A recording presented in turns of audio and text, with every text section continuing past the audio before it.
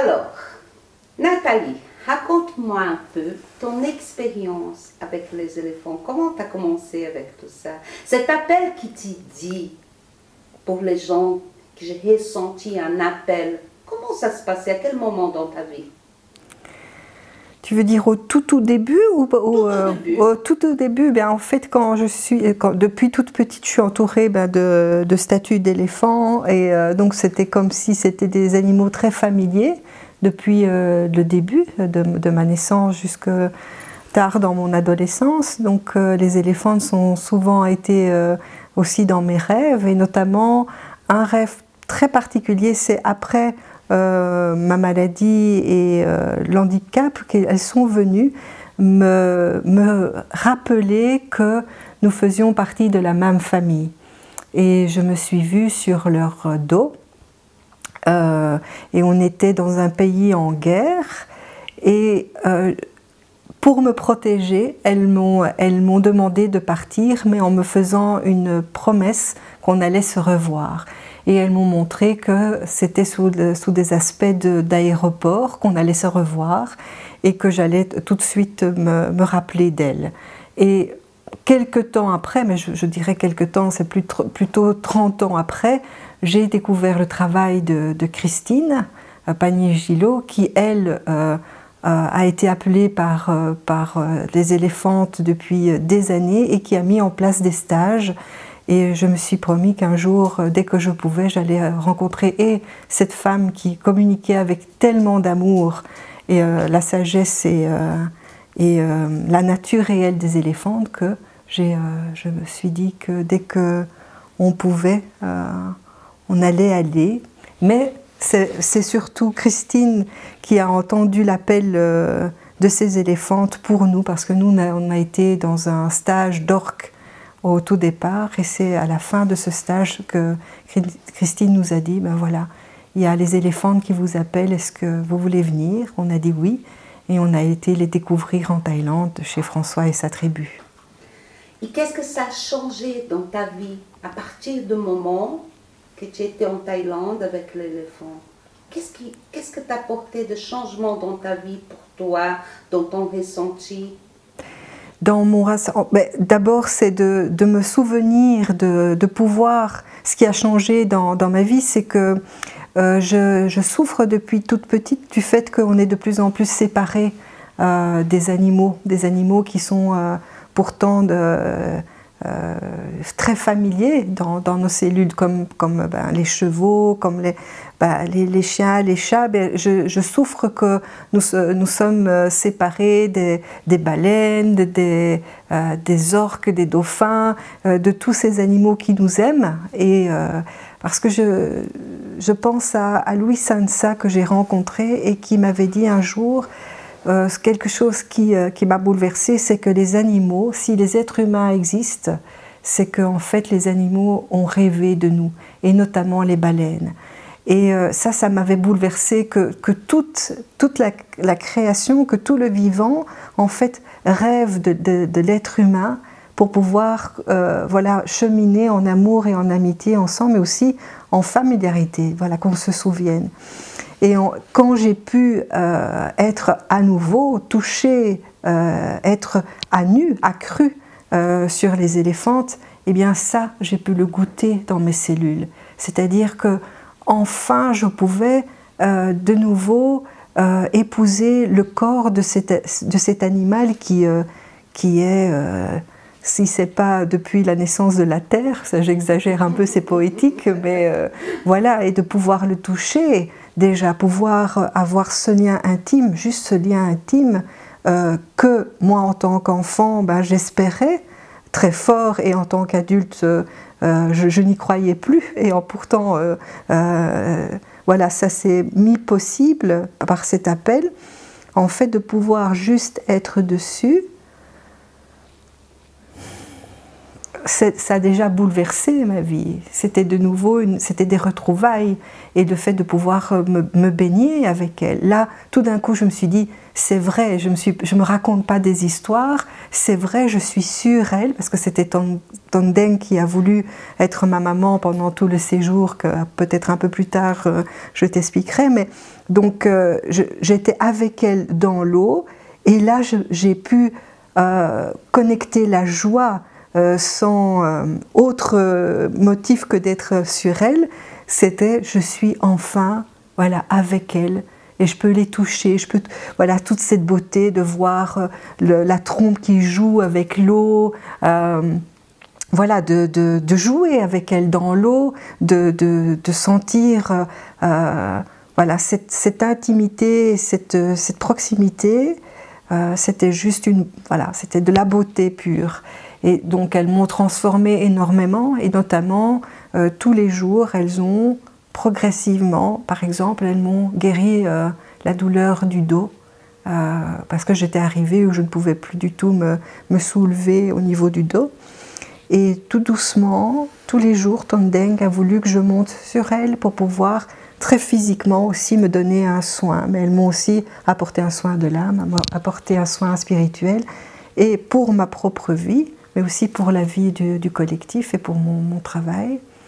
Et donc, je pourrais te donner plein d'exemples très précis, mais, et notamment ce qu'elle continue d'ailleurs, parce qu'il y a l'avant, pendant et après les éléphantes, ce qu'elle m'offre, c'est la reconstitution de mon identité profonde, que j'avais perdue tout le long de mon histoire. Progressivement, je me suis perdue, malgré les cadeaux de vie que j'ai reçus, les enseignements, voilà, les challenges, mais elle me réinstaure une identité profonde, et elle me remet aussi le sens fondamental, fondamentaux, peut-être les sens fondamentaux de qu'est-ce que mon corps a besoin, qu'est-ce qu'il désire, comment il veut vivre cette vie à travers la maladie, à travers l'handicap, mais aussi quelle est sa nature profonde par rapport à ses besoins. Donc, si je comprends bien, ce lien que tu as eu avec l'éléphant, il est toujours là, vous la ressentez toujours, elle vous amène toujours des messages. Alors, elle était déjà très très forte là avant la rencontre, mais alors là maintenant, en fait, il n'y a pas une journée que je ne suis pas en lien avec elle, parce que ce sont des êtres que j'ai rencontrés et qui existent aussi. Et donc, elles ont une identité, mais aussi, donc, il y a un lien. Il y a un lien qui est, voilà, comme on aime des amis, de la famille, on s'est retrouvés. Et donc, ces retrouvailles, la relation existe et elle est nourrie, parce qu'elles sont, même quand moi je suis c'est un peu plus compliqué, elles viennent me faire un petit coucou, soit dans mon cœur, ou soit par des clins d'œil, de petites photos, de rencontres, de synchronicité avec des lectures, voilà. Elles se rappellent à moi tous les jours. Ouais. Et maintenant, à niveau de la peur, parce qu'on parle d'un stage pour les gens avec une mobilité réduite, avec des petits soucis de santé, ou parfois même de moyens soucis de santé, à niveau de la peur, de monter un éléphant, de se laisser, de lâcher prise avec un animal si puissant, si grandiose. Alors en fait, il faut savoir que, je ne sais pas pourquoi, mais ça aussi Christine l'a très vite identifié, c'est que les éléphantes nous mettent devant des peurs. Parce qu'en fait, il faut savoir que beaucoup les peurs nous empêchent d'être libres et d'être soi. Donc en fait, oui, il y a la peur qui va certainement être un des thèmes qu'on va aborder et qu'on va vivre dans nos cellules, c'est qu'il va y avoir des montées de peur. Mais, alors, par rapport à ça, il y a aussi le courage qu'elle nous insuffle. C'est qu'en fait, elle nous donne, les éléphants nous donnent le courage de pouvoir traverser, peut-être identifier les peurs. Avant le stage, il va avoir certainement des peurs ou des doutes, où le mental va faire beaucoup d'objections, par exemple. Oui, mais moi je peux le dire, j'ai beaucoup travaillé le fait qu'on allait les retrouver en mai, et donc ça veut dire 40 degrés en journée. Donc ça veut dire que moi, avec mes problèmes lymphatiques, avec mes problèmes cardiaques, quand même au niveau de la circulation sanguine, j'avais très peur de ne pas pouvoir, de me mettre en danger. Et donc je me disais, mais oui, mais pourquoi j'y vais pas en novembre, pourquoi je vais en mai? Et d'ailleurs c'est pour ça aussi que quand même nous avons choisi, Laurent et moi, de proposer des stages en janvier parce que là c'est beaucoup plus doux au niveau de la température, c'est très concret aussi. Ça fait combien plus ou moins? Eh bien, en mai, il faut savoir, donc c'est 40, mais en janvier, c'est plutôt 25, 28 degrés. Oh, parfait. Oui, c'est plutôt doux. Maintenant, ceci dit, en mois de mai, on a eu la clémence du temps qui a eu le soir, en fin d'après-midi, on avait de la pluie, ce qui faisait qu'on avait de la fraîcheur quand même. Donc voilà, il y a des choses elle vient nous chercher au niveau de... Moi, c'était très physique, j'avais peur, voilà, je me disais, il y a 12 heures d'avion, est-ce que je vais pouvoir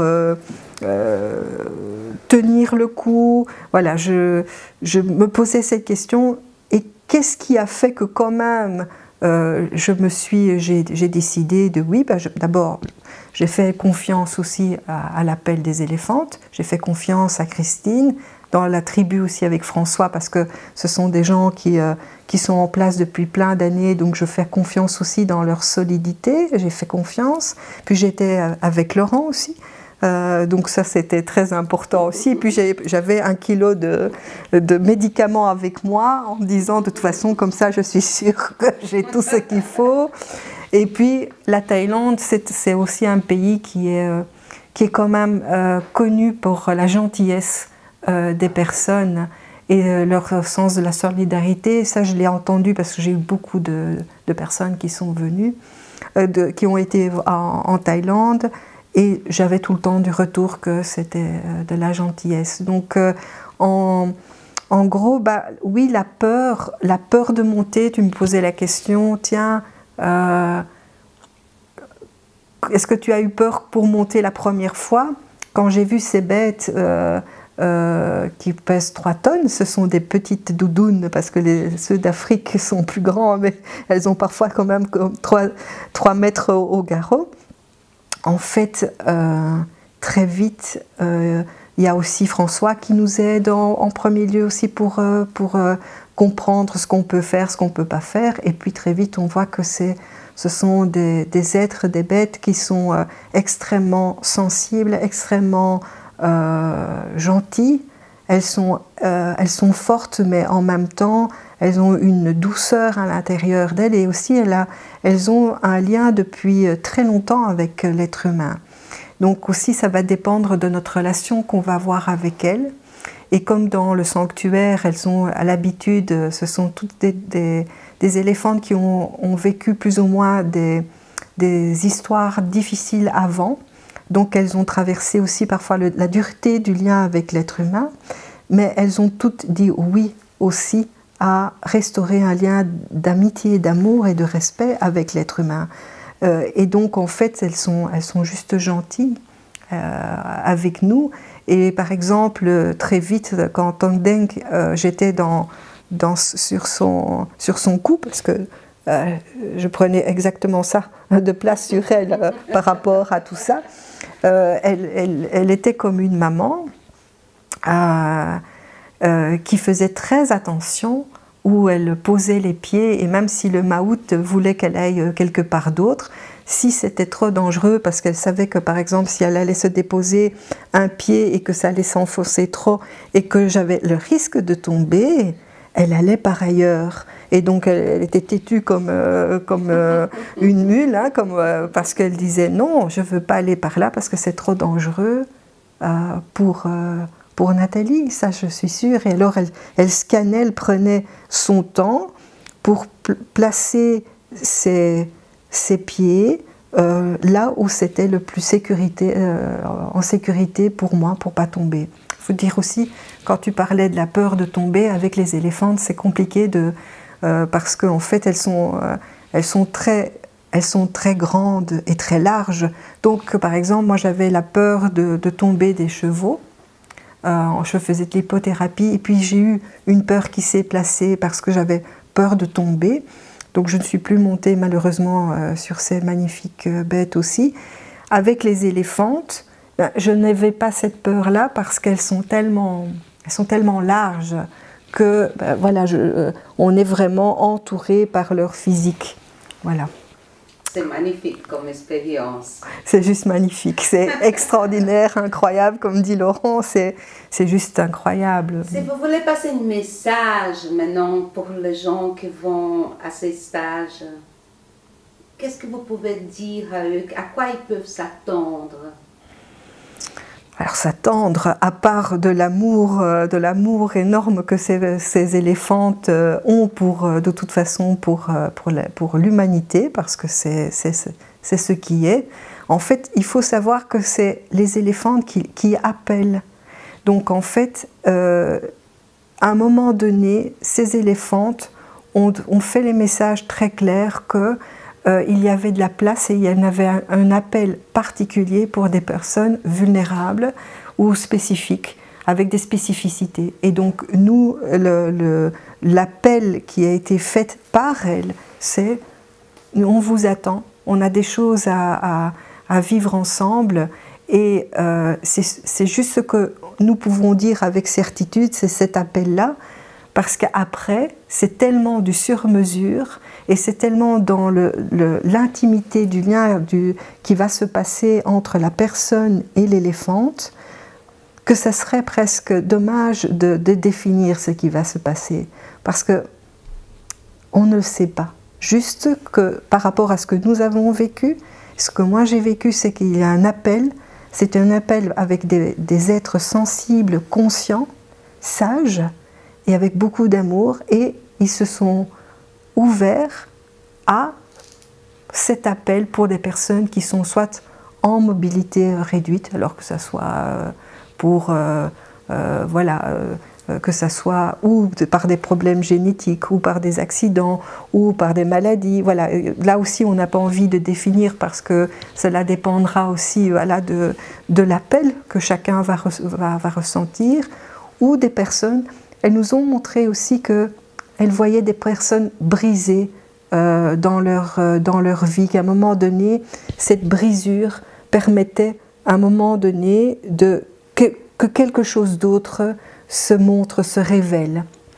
Et donc il y avait aussi beaucoup de souffrances par des maladies, aussi soit ponctuelles ou chroniques, qui ont été aussi vues et appelées par ces éléphantes.